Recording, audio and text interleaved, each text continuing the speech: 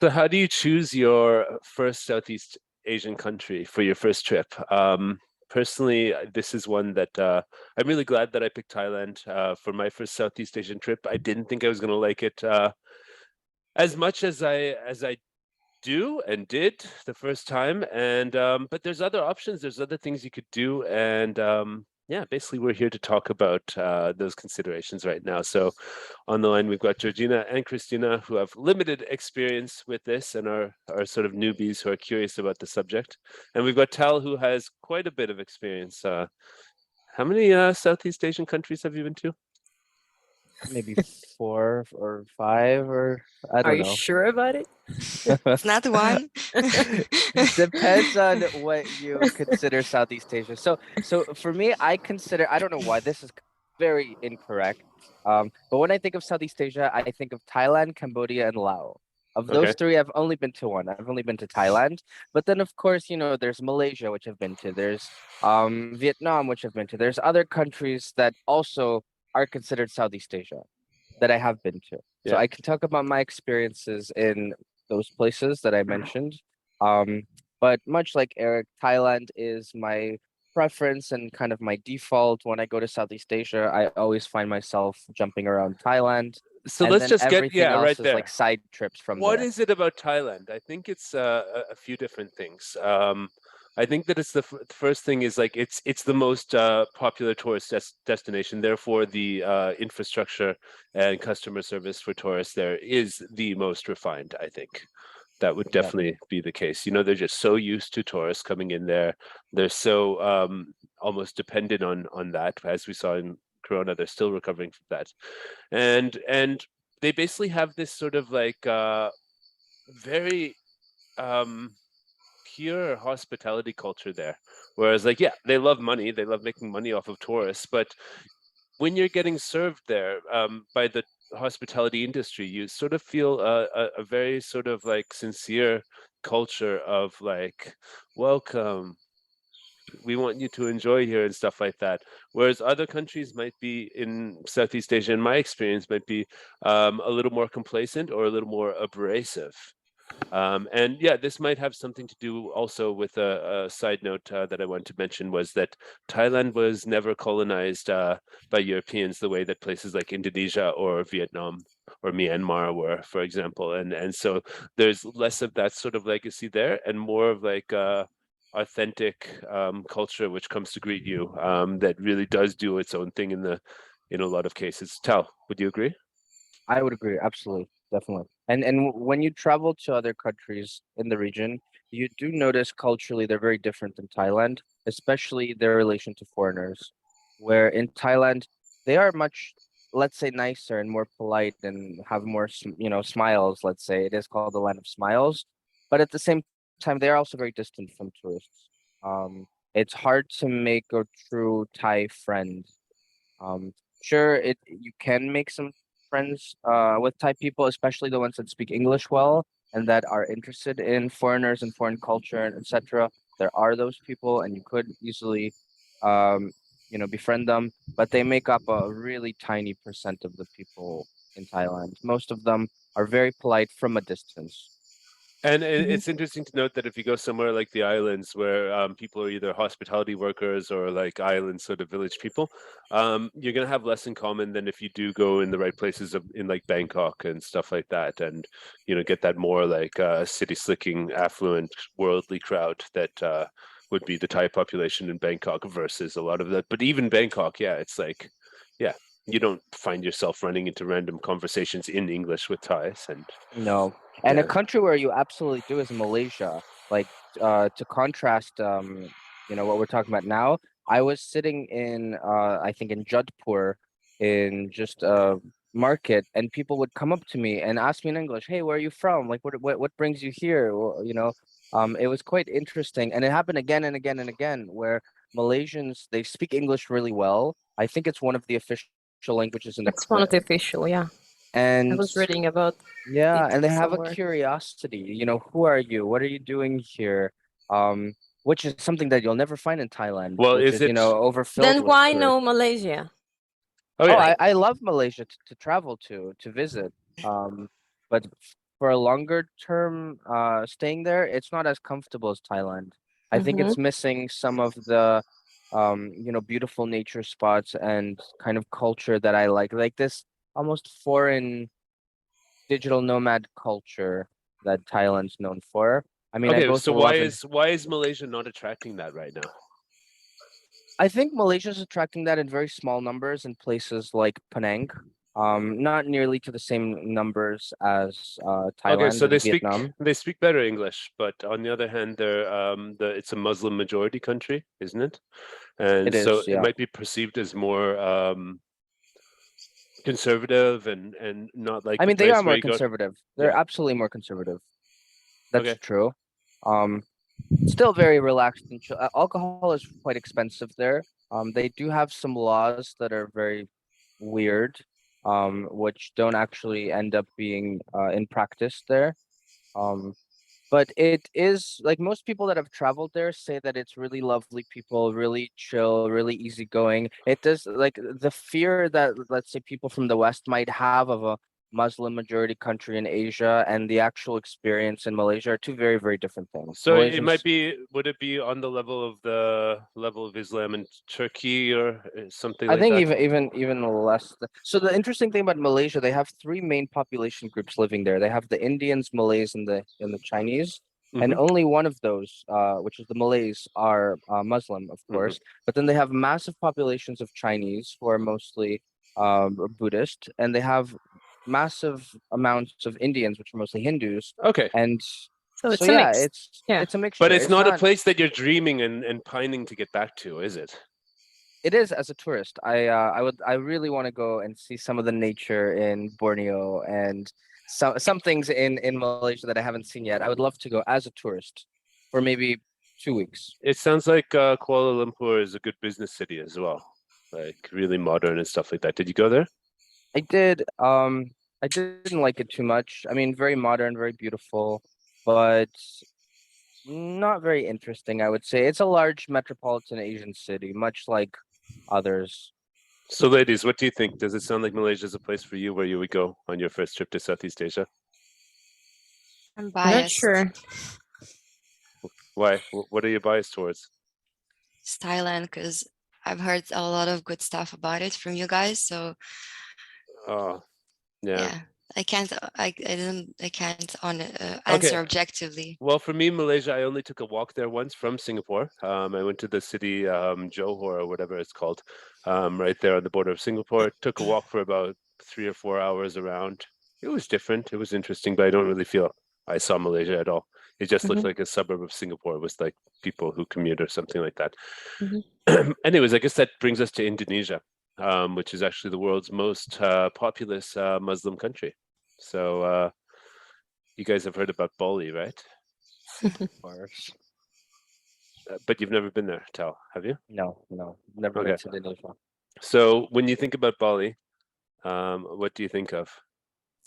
Just beaches and Surfing and yeah. Yeah. Over tourism and influencers. oh. So yeah, Bali is the cliche Southeast Asian island destination that I've been there. Okay, I was there in 2018 for the first and only time. I will say that the internet at that time did not work as well as I hoped it would. It was possible to get on a video call like this with mixed results, weird sort of delays and stuff. But then when you look at the fact that you're on an island in the middle of the Pacific Ocean, fair play, Mhm. right? Hmm. But yeah, it is the cliche place where everybody goes, and I don't know. I just felt like all the tourism there was a little cliche. There was that cliche.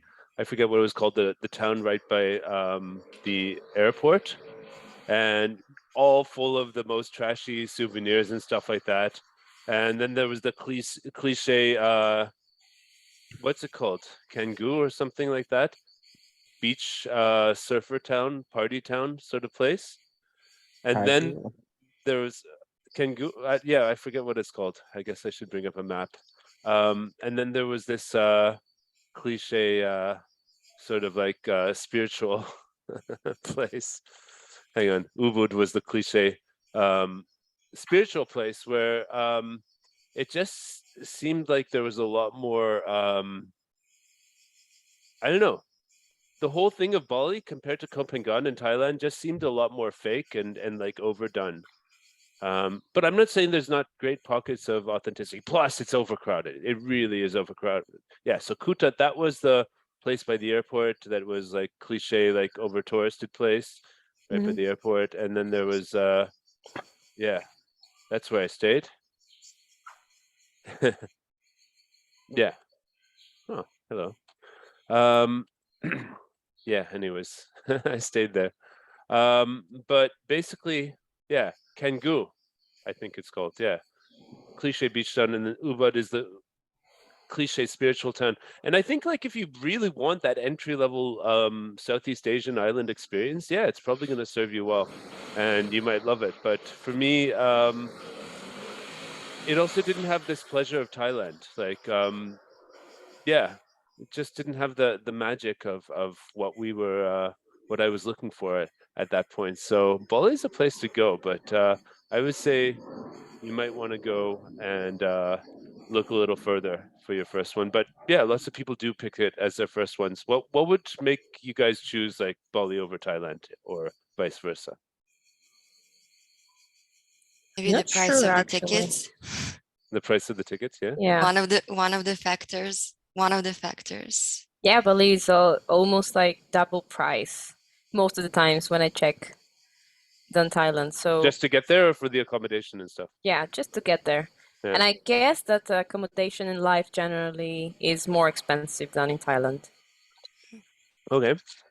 So Cool. maybe fly to Thailand and then search for tickets to Bali. Yeah, we could do that. Yeah, that's what I Just did. just one of the factors, yeah. Mm-hmm. I mean, yeah, Bangkok is always the place, in my opinion, where it's easiest to just like land, spend a few days, and then move on to where you're going. That's usually the way I did it because it's just such an easy place to arrive. Yeah, and so well Oh, it set up. is. Yeah. You know, they can take like yeah, you don't have to get a taxi. You can take the train into the town from the basement of the airport. It's all clearly indicated on signs and stuff like that. And yeah, yeah. So, all right. The next one we're going to talk about is Vietnam, which Vietnam. me personally, this one is the most annoying of the Southeast Asian countries that I've been to, but it's also surely because of noise, surely because of the way that they drive their motorbikes, the volume of motorbikes in the streets, and like everything else around it is also kind of like loud and it's a loud country. But even in smaller cities? No, it's a little more chill in smaller cities. Yeah. Okay. But Hanoi or Ho Chi Minh, Saigon, you're gonna be shocked. I don't know many people who weren't shocked when they got there. I have friends who have lived there and they said after 2 weeks you stop hearing the motorbikes. Your Mm-hmm. mind just sort of like removes the Cancels noise. it. Yeah. Yeah, I had this experience one time. I was living on a street that had a night bus. I heard every night bus for the first 2 weeks, and then I never heard it again. And there was always a night bus. But yeah, I don't know. Vietnam seemed a lot more abrasive to me. What about you, Tal, in general? I really love Vietnam. I actually went to Vietnam before Thailand. That was my first Southeast Asian country. And I found it so amazing. The food, the people, the culture, I did there's something called not open bus ticket. I don't remember exactly how it's called, where you can go to like 8 or 10 different cities on a single ticket. And you just Mm-hmm. go to the tourist agency the day before to reserve a seat. And I did that. I saw most of the country from the north to the south. And Mhm. I find it such an amazing tourist destination. I don't know if I would want to live there. It is quite noisy. Even the smaller towns I find are noisier than other smaller towns in other places, mostly because of the beeping culture. Yeah. People in Mhm. Vietnam, they beep to let you know that they're behind you. They beep if there's a turn and they don't see somebody there. They beep in many different cases where other people in other countries don't beep. For example, India is another one of those beeping cultures as well, by the way. And I met a lot of people who live in Vietnam and love it, especially in Hoi An and in Da Nang. Da Nang seems to be the hub for the digital nomad community. Yeah, I because haven't it's seen more much of chill. Yeah. it is more chill. I drove through Da Nang. I haven't seen much of it, but I did spend more time in Hoi An. Hoi An felt very touristy in an inauthentic way. Even though it's very beautiful, the center is mostly laundry and hotels and bars that are called like Banana Backpackers Bar or like Drunken Monkey Bar or whatever, full of like, Dutch people, Brits, and Germans like drinking beer, more than anything culturally Vietnamese. Unlike Ho Chi Minh and Hanoi, which are very Vietnamese and very kind of authentic. So yeah, I don't know. I like Vietnam. Once again, I don't think I would want to live there long term. What Um, about people? Do you feel People, that they're more friendly than in Thailand? I feel like they are less friendly but more real and authentic. In Yes, Thailand, Mm-hmm. it's yes. normal to smile, and even like this is They're unfortunate, but more even in if your people are face. being rude Yeah. in a restaurant in Thailand, people will still be smiling. They'll take some of that rudeness and they'll just be polite through it. Vietnamese people, they're more direct, they're more honest.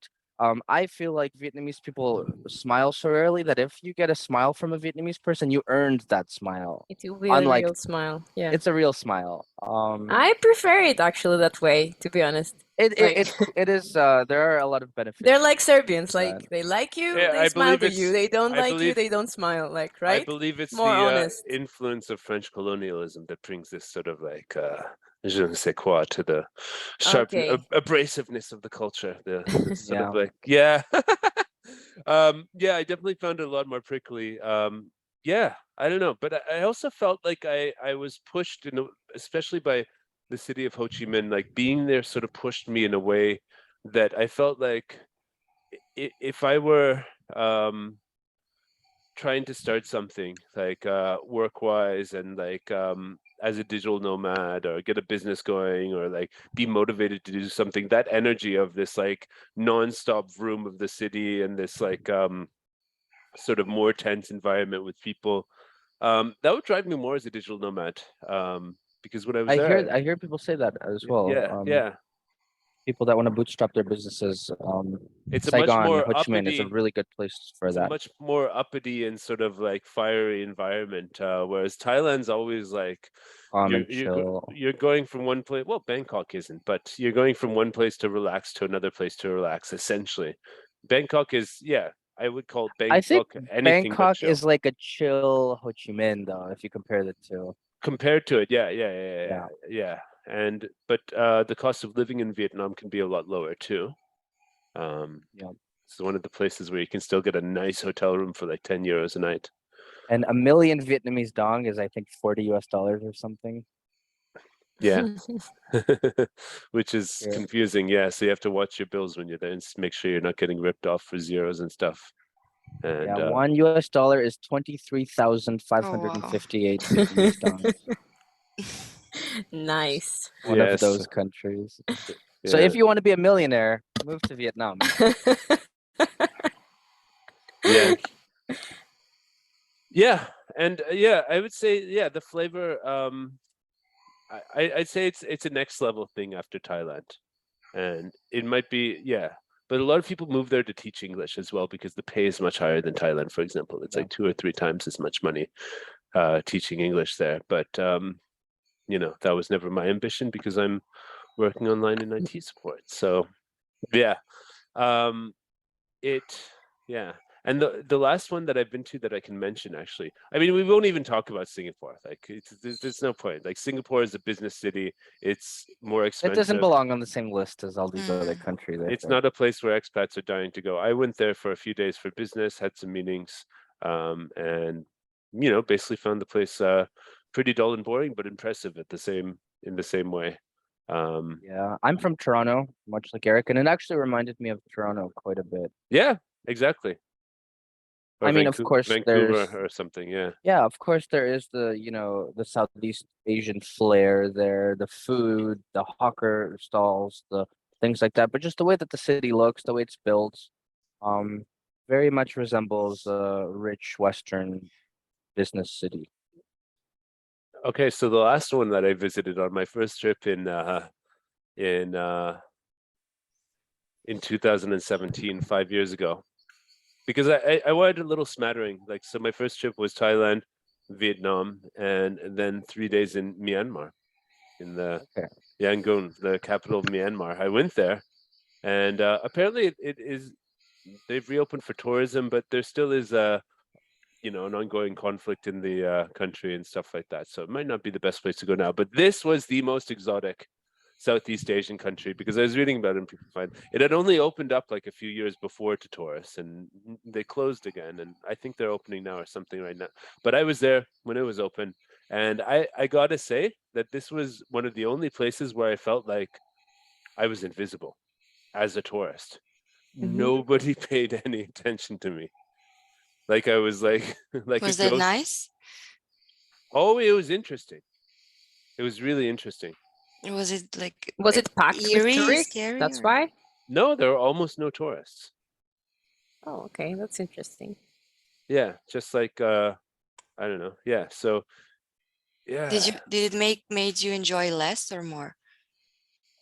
I don't think it has an impact, because what I enjoy is the vibes of the people, the local culture, and then whatever I can get as a tourist. And so as a tourist, yes, obviously there is less like convenience and stuff available Mm. um to me. But for the vibes on the street, to walk into a place like this, especially one that is on such a critical crossroads of Asia, like between like Thailand and India, basically, and Bangladesh and all those places, and between South Asia and Southeast Asia, and historical British influence, which actually meant that they had some pretty good local whiskey that I was able to buy and drink.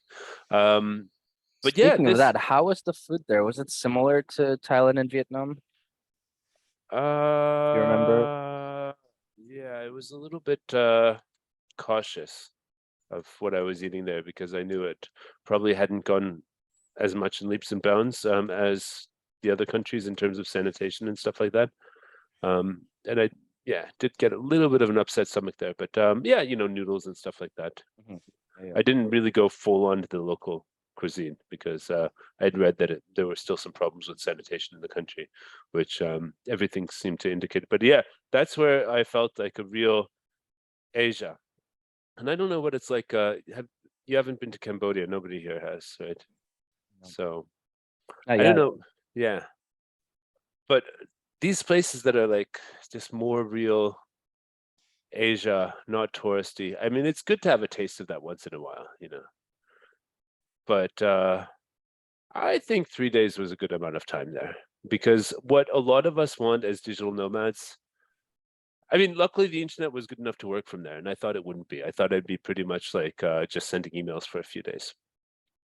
But it turns out that it was good enough to get on calls and stuff like that. But what we want as digital nomads is a place where we can work. We want a place where we can explore and have exotic sort of stuff around us, but also the comfort that will make us productive and stuff like that. So, yeah. If you could choose again, like which country would you choose as your first Southeast Asian visit? I would just go Thailand every time. Hmm. I would just go Thailand every time. So because definitely not Thailand for the first time, because then you would be stuck in Thailand forever. No, So you wouldn't go have other the- places as well. I mean, stuff's open now. I'm going to Thailand in 3 weeks, and then I will probably go and visit a friend in Vietnam from there, because it's again possible to travel across borders and stuff like that. Thank God. My God, Yeah. it's like these past couple of years were weird, and now things are looking normal again for the season. So yeah, I would say people should fly to Bangkok first, and then see what cheap tickets they can do from that. But it's a perfect base. It's and you'd be surprised how many yeah, different people I knew were like popping up in Bangkok when I was there. And traveling in Southeast Asia, you just run into people. Well, if you've been traveling around the world for years like me, you just post on your Hmm. Facebook or something like that a picture from Bangkok, and then like 2 or 3 people pop up and say, "Hey, I'm here too." And you can always go to hostels and meet people, and yeah, it's ideal. And yeah, and now yeah, we'll see how this high season is there, but I really think it's going to be like yeah, it's going to be awesome, like especially for remote working and the growth of this sort of culture and community. And I can't wait to see what it turns into, with more and more people being able to take their jobs with them when they go. And yeah, I hope to see you guys over there in Asia this year in Thailand. So well, thanks a lot, everybody. Thanks for watching, and in the description below you will find a link to our Facebook group and all that sort of stuff where you can get in touch with us. And subscribe to the channel if you like this type of conversation. We'll have more like this because I think it's a good way to share impressions and sort of like document everything, the insights on the way. And thanks for tuning into Rising Nomad. Bye, guys. Right. Okay.